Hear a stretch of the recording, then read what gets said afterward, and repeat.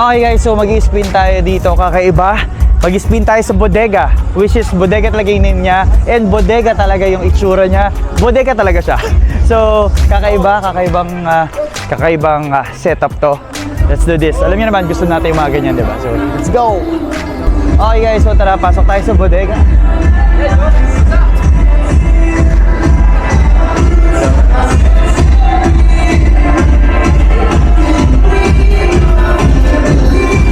So, literally, bodega talaga siya.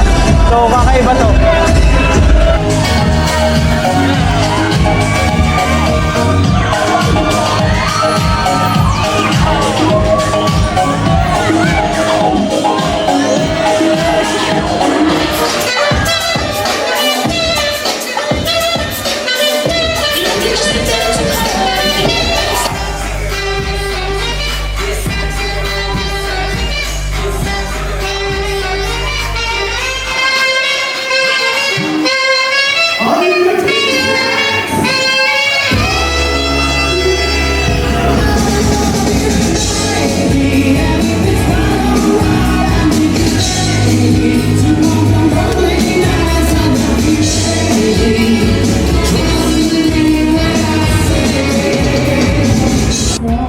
Okay guys, so tapos na ang ating gig, kaya naman ngayon ang time para sa workation. So nandito tayo ngayon.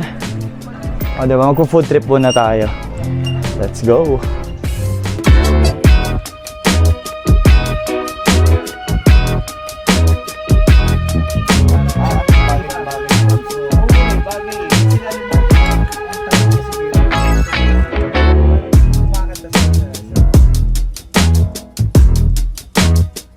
So tapos na kaming kumain, so this time mga isda naman yung papakainin natin.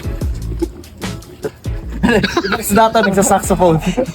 Garbage to. Oo. Ayan. Yun no? Laki no? Ang lalaki. Ang laki din nakita mo dito. Merong white eh.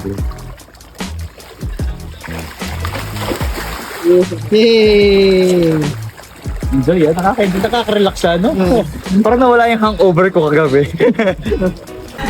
Solid experience, of course. Thank you kay Miss Tad. Sabi, pakita mo, yan. This is Sir Kendrick. Na pinaka-the best na isda.